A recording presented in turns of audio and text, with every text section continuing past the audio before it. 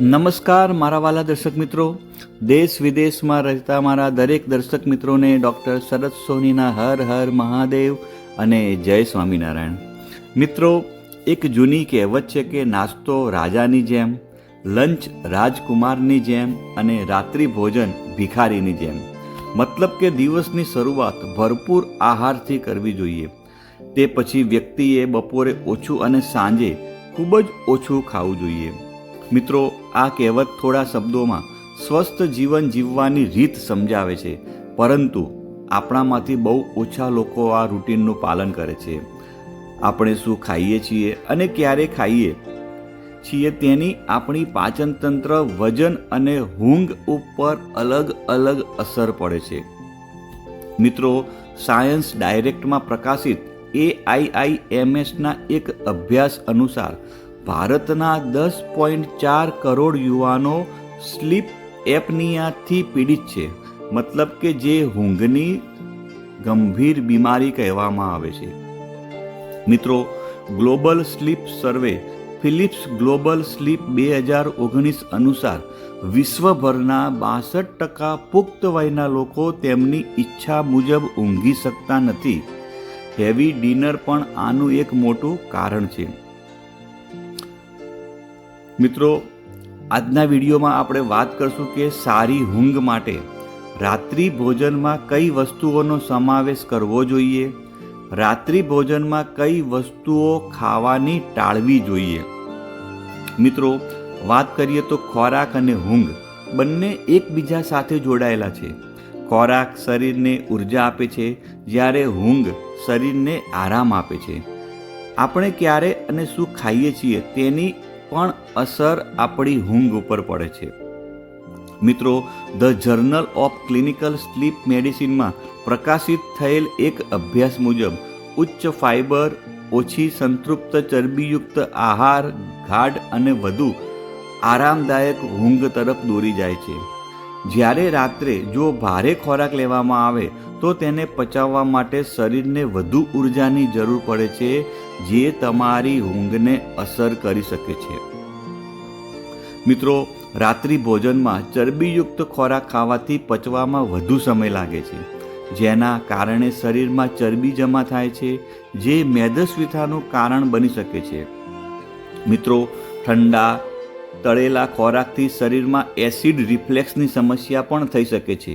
આનાથી હાર્ટબર્ન અને બેચેની પણ થઈ શકે છે, અને જે ઊંઘમાં દખલ કરી શકે છે. મિત્રો, જ્યારે તમે રાત્રિ ભોજનમાં મીઠાઈ ખાઓ છો ત્યારે બ્લડ સુગર લેવલ વધે છે, જેના કારણે ખોરાકને પચવામાં ઘણો સમય લાગે છે.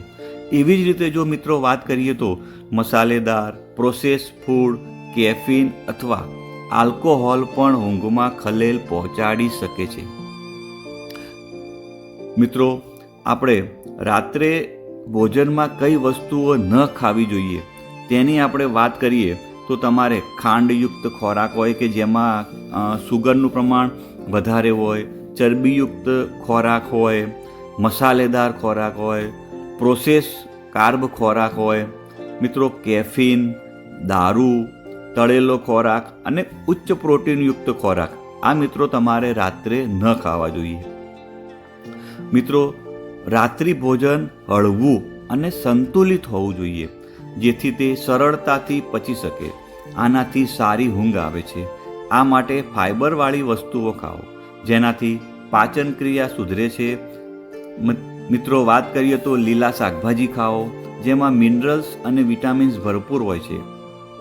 તો મિત્રો, તમારે રાત્રે કઈ વસ્તુઓ તમે ડિનરમાં સામેલ કરી શકો છો તેની જો આપણે વાત કરીએ તો તમે લીલા શાકભાજી, દલિયા, ઓટ્સ, આખું અનાજ, ખીચડી, મગ દાળ, ગરમ દૂધ એ તમે રાત્રિ ભોજનમાં સામેલ કરી શકો છો. સાથે સાથે હર્બલ ચા, અને જો આપણે ફળની વાત કરીએ તો તમે તેમાં કેળા અને કીવી આ વસ્તુ તમે રાત્રિ ભોજનમાં સામેલ કરી શકો છો.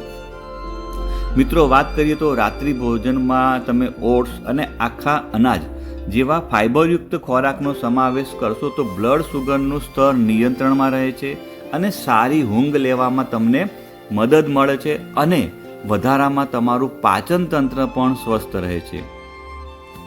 મિત્રો વાત કરીએ તો ગરમ દૂધ પીવાથી પણ સારી ઊંઘ આવે છે. એનું કારણ એ છે કે દૂધમાં હાજર કેટલાક સંયોજનો, ખાસ કરીને ટ્રિપ્ટોફેન અને મેલાટોનિન, એ સારી ઊંઘ લાવવામાં મદદ કરે છે. મિત્રો વાત કરીએ તો મેલાટોનિનને સ્લીપ હોર્મોન પણ કહેવામાં આવે છે. આ સિવાય દૂધમાં પેપ્ટાઇડ જે હોય છે, જે તણાવ એટલે કે સ્ટ્રેસ ઓછો કરવાનું કામ કરે છે અને આપણા શરીરને તણાવ મુક્ત બનાવે છે, જેનાથી પણ સારી ઊંઘ આવે છે. મિત્રો વાત કરીએ તો રાત્રિ ભોજનમાં લીલા શાકભાજી ખાવાથી પણ સારી ઊંઘ આવે છે. એની પાછળનું કારણ એ છે કે લીલા શાકભાજીમાં મેગ્નેશિયમ હોય છે, જે શરીર માટે જરૂરી ખનિજ છે. તે મગજને શાંત કરે છે અને સ્નાયુઓને આરામ આપે છે. અને મેગ્નેશિયમ ઊંઘને પ્રોત્સાહન આપતા હોર્મોન મેલાટોનિનને પણ વધારે છે. તેનાથી સારી ઊંઘ આવે છે.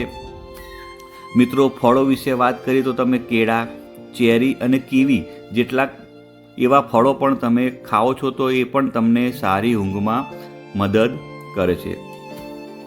મિત્રો ઘણા લોકોનો પ્રશ્ન હોય છે કે ભોજનનો કોઈ નિશ્ચિત સમય હોવો જોઈએ. તો મિત્રો વાત કરીએ તો રાત્રિ ભોજન કરવાનો યોગ્ય સમય બને ત્યાં સુધી રાત્રે 7 વાગ્યા પહેલાંનો માનવામાં આવે છે. એટલે કે સૂતા પહેલાં જો તમે તરત ખાઓ છો ને તો પછી તમે અનિદ્રાનો શિકાર બની શકો છો. મિત્રો વાત કરીએ તો રાત્રિ ભોજન અને ઊંઘ વચ્ચે કેટલું અંતર હોવું જોઈએ. તો મિત્રો રાત્રિ ભોજન અને સૂવાની વચ્ચે ઓછામાં ઓછું 3 કલાકનું તો અંતર હોવું જોઈએ. મિત્રો ઘણા લોકોનો પ્રશ્ન છે કે શું ખાવા અને ઊંઘ વચ્ચેના અંતરની ઊંઘ પર કોઈ અસર થાય છે ખરી? મિત્રો ખાવા અને ઊંઘ વચ્ચે જો લાંબો અંતર રાખવાથી ખોરાક સરળતાથી પચી જાય છે અને એકદમ સારી ઊંઘ આવે છે.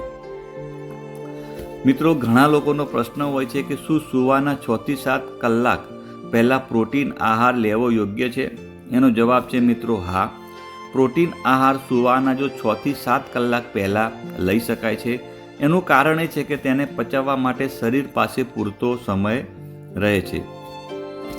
મિત્રો ઘણા લોકોનો પ્રશ્ન, જમ્યા પછી તરત સૂઈ જવામાં આવે તો શું થાય? મિત્રો જમ્યા પછી તરત સૂઈ જવાથી ખોરાકનું પાચન યોગ્ય રીતે થતું નથી.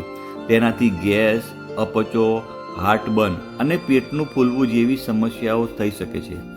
આ સિવાય ઊંઘ ઉપર પણ ખરાબ અસર થાય છે.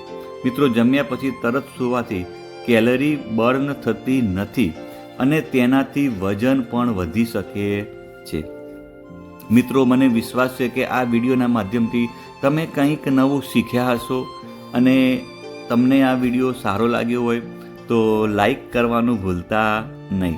આવજો મિત્રો, બાય બાય, આવજો.